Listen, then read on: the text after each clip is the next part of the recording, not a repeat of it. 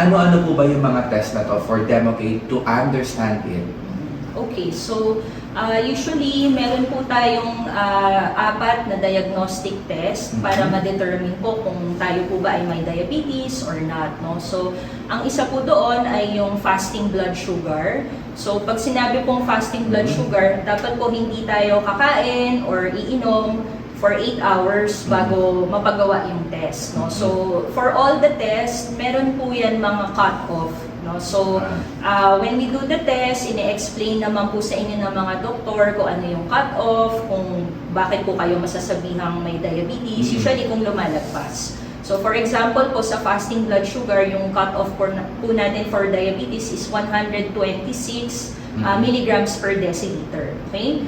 Pero, halimbawa, yung blood sugar natin, meron din talagang normal range. So, for FBS, it should be less than 100. So, ano yung in-between? Yung 100 to 125. Yun yung tinatawag na pre-diabetes or yung, kung na-mention sa inyo ng doktor, yung parang borderline blood sugar. So, pag tayo po ay may pre-diabetes, tayo po ay at risk na matuloy eventually to diabetes. Kaya important din yon. Okay? And then, another test po is yung HbA1c or yung glycosylated hemoglobin A1c. So, ito po yung 3-month average na blood sugar test, no? So, ang cutoff po for diabetes is 6.5%. So, karaniwan, yung HbA1c together with the FBS, yun yung ginagamit natin to check kung tumataas talaga. And even dun sa mga pasyente na po na meron na talagang diabetes, yung HbA1c din po yung ginagamit natin to see kung nakokontrol ba siya, kung okay ba yung status ng sugar ng pasyente. And then, another test po is yung oral glucose tolerance test. So, ito po yung may iinumin po tayo na glucose solution na usually 75 grams, no? So, sa test na yon, i-check po yung sugar natin before kayo uminom ng glucose solution, and then usually after 1 or 2 hours ng pag-inom. So, dapat po mapapababa ng katawan natin yung blood sugar kahit na uminom tayo ng matamis na solution na yon. Pero pag hindi siya bumaba completely doon sa acceptable range, pwedeng ma-diagnose din po as having pre-diabetes or diabetes. So, itong OGTT yan usually yung ginagawa doon sa mga buntis. Okay. So, yun yun. And then, pwede rin pong mag-test lang yung random, sabihin whether or not kumain, pwedeng i-check yung sugar. So, pag nag-exceed po tayo ng 200 milligrams per deciliter, pero kailangan po, meron ding mga symptoms yung pasyente. So, yung mga na-mention ko kanina, no, yung ihi ng ihi, laging uhaw, laging gutom, plus nagkaroon siya ng random blood sugar result na 200 and above, positive din yun for diabetes. Wow, okay. So, doktora, ito yung mga test talaga na in-order niyo po sa mga pasyente niyo. So, pagkakaintindi ko talagang ang dami talagang kailangan mga examination, no? So, nandyan, pero kung papipiliin, no, syempre mas maganda yung nag-fasting ka. No? Yes. Yeah, okay, kesa sa random blood sugar. At ang isa rin sa mga naintindihan ko, ang glycosylated hemoglobin natin, okay, A1C test or HbA1c. Ito rin yung test para malaman yung mga doktor kung ang pasyente nyo for the past, okay, 3 months, naging compliant sa medication, no? Kung sumusunod ba sa diet, so talagang huli ka. No? Ayan, talagang huli ka kung hindi ka talaga sumunod sa iyong mga medications. Okay, so kanina nalaman natin na may mga medications, no? At talking about non-compliant patient, posible silang mauwi doon sa tinatawag nating complications of diabetes. So, Dr. Kawaji, ano pa yung mga posibleng mga complications na sabi nga natin, okay, nagiging cause ng mortality ng mga patients natin na may diabetes? So, usually po, ang komplikasyon ng diabetes ay divided into 2 groups, no? We have yung microvascular complications. So, yun po ay mga damage sa maliliit na ugat ng katawan. So, pag ganoon po, usually affected po dyan yung mata, yung kidney, at saka yung nerves, no? So, pag affected po yung mata, nadadamage po yung retina ng ating mata at maaring mauwi po sa pagkabulag. And also, next po doon yung kidney naman. So, pag yung kidney naman po ang na-damage, pwede rin po itong mauwi sa dialysis, no? And in fact, sa Pilipinas po, diabetes po ang leading cause ng end-stage renal disease or yung mga pasyente na nauuwi sa dialysis. And then, kapag naman po na-damage yung mga nerves, no, usually, yun po yung sinasabi natin, yung sa paa, no, syempre dahil nawawalan po ng pakiramdam, maaari po silang mag-develop ng mga infection, no, and then doon, yung iba po nauuwi po sa amputation. So, usually, diabetes din ang number 1 cause ng lower limb amputation. And then, aside from yung mga microvascular complications, we have yung mga macrovascular. So, ibig sabihin, yung malalaking ugat. So, dyan pumapasok yung mga problema sa heart, no, problema sa brain. So, kasi kapag tayo ay may diabetes, usually, kasama din dyan, tumataas din yung mga blood cholesterol, no. So, if you can imagine po yung ating mga ugat, maraming asukal, maraming taba, so madali pong magkaroon ng pagbabara. No? So pag nag-develop po tayo ng mga pagbabara sa ugat sa heart, so pwede po yan mag-lead into heart attack, no? Or heart failure na tinatawag. And then pag ang pagbabara po ay nasa brain, so yun naman, it will lead to stroke. So ang dami po talagang maaring ma-affect ng diabetes. Complications. Ayan. Nakakatakot yung mga complications, no? May mga atake sa puso, pagkawala ng numbness o pakiramdam, no? At ang isa pa dyan, okay, napakalungkot, no? Posible talaga nating ikamatay, no? Lalong-lalo na yung heart attack na yan, no? So now, ano ba, doktora, yung maipapayo natin, okay, as a part of our interactions? Kasi meron tayong mga patients who are asking right now, doktora, ano daw po ba ang mga diet, okay, na maipapayo natin, okay, or klase ng pagkain na posible kainin kapag ikaw ay may diabetes na?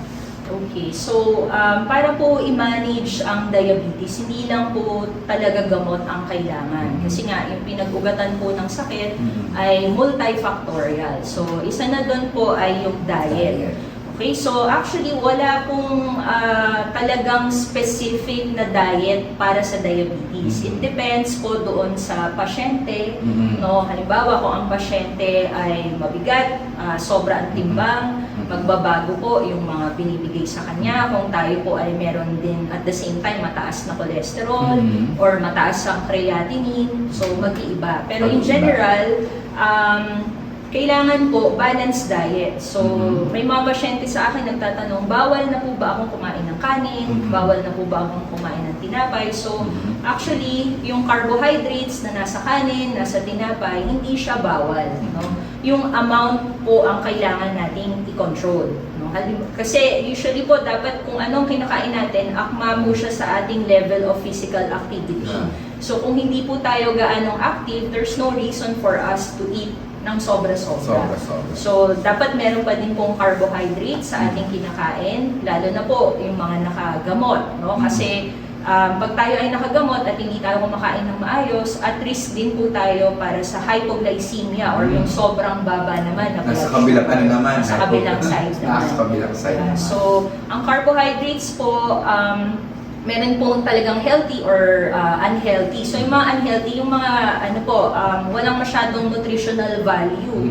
So yung mga sweets, no, yung mga matatamis na inumin, no, kasi ang laman po na sugar, it's classified po as carbohydrates. Pero we have to use yung healthy na carbohydrates na nandun talaga sa food. Okay? And then, syempre, in general, we recommend po na more on vegetables.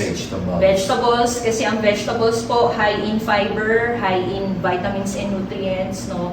Pero not just any type of vegetable, yung madadahon. Okay? Yung madadahong gulay, kasi ang fiber po, it helps us na nabubusog tayo. Kasi bulky siya sa tiyan. And also, it can also help doon sa mga other problems seen in diabetes like yung high cholesterol. And then, with regards po sa protein, so also we have to increase the protein in the diet. Pero more on galing po tayo sa fish. Or sa egg, ganyan. Less po sa red meat. No? Kasi syempre, pag mataas ang red meat, mataas po sa cholesterol, mataas sa uric acid, no? And also kung meron na po tayong sakit sa kidney, hindi rin po kayo pwedeng kumain masyado ng red meat kasi it can also affect the health of the kidney.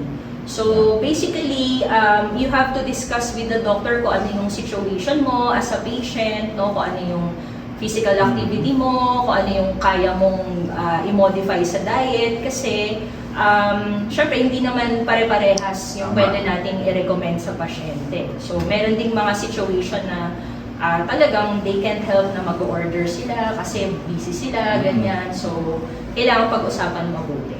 Yeah. And then, aside from the diet, we also have yung ating exercise recommendation or yung kailangan kasi increase natin yung physical activity. Physical activity. Oo. So, actually, may studies talaga that say na at least 150 minutes po of moderate exercise yung recommended. Number one, kasi it helps us lose weight kung tayo po ay overweight at obese. And also, yun nga, it helps us decrease our blood sugar kasi when we're physically active, mas nare-regulate yung blood sugar levels natin. Although, yun nga, depende pa rin yun sa situation ng pasyente, no, sa work niya, ganyan. So, pero in general, what I say to my patients is kahit na anong increase in physical activity can also help. So, hindi mo naman kailangan bilangin exactly na ganitong minutes ka nag-exercise. No? Basta from your baseline, dinamihan mo yung exercise mo to the best that you can. I think it can also help. Yeah. And then, ayun nga, so diet, then exercise, and of course, yung mga medications. Na binibigay natin. So, yun nga, depende po sa situation, kung anong klaseng diabetes meron tayo. We have the insulin and the oral medications. Yes. So, meron pong certain medications na mas appropriate po sila para doon sa may sakit sa kidney or mga medication na para sa mga buntis. No? So, yun po, i-discuss po sa inyo ng inyong mga doktor. So, kasama doon is, syempre, ipapaliwanag po dapat sa inyo kung ano yung dosage, no? Kung ilang beses nyo kailangang inumin. And then, of course, dapat sasabihin po sa inyo kung ano yung mga pwede nyong maramdaman. Kasi may mga medications po na, for example, masakit sa tiyan, no? So, depende. And also, syempre, iba-iba rin talaga yung experience per patient. So, we have to discuss kung ano yung mga possible na side effects ng mga gamot. Okay? And then, sunod nun is... yung mental health. Mental health nila, well-being. So, of course, we have to also, as doctors, no, we also have to gauge kung ano yung understanding ng pasyente about sa kanyang condition. How do they take that? How do they take it? Kasi, syempre, yung way ng pakikipag-usap natin is i-ano din natin, i-accommodate natin kung ano sa kanila. And also, ako, especially, pag nakikita ko yung pasyente, mag-isa lang nagpapatingin, no? So, I always ask kung meron bang ibang pwedeng sumama kasi hindi lang dapat yung pasyente ang nagmamanage ng kanyang condition. Dapat tulungan din siya ng mga kasama niya as support, no? Kasama niya yung family niya or yung partner niya, ganyan. So, important din yung partner. Yung social support coming from the family. Lalong-lalo na, minsan, alam mo na yung mga gastos, okay? Usually, ayun yung mga kailangan, no? Ng ating mga patients. And also, for them, okay, for someone, significant others, it's your time not for you to take the medications. Napaka-importante niyan, lalong-lalo na dun sa mga nag-i-insulin na lalo, no? For them to be taking it on time to prevent the complications. Now, so we've learned about diabetes, no? We've learned about, its signs and symptoms, its complications, the different types, how we could be able to manage it, okay? And we offer that, kind of talk together with our very own Dr. Daphne Kawaji, as our part of our celebration for our Diabetes Awareness Week. It doesn't matter if you're learning about diabetes for yourself or to support someone you care about.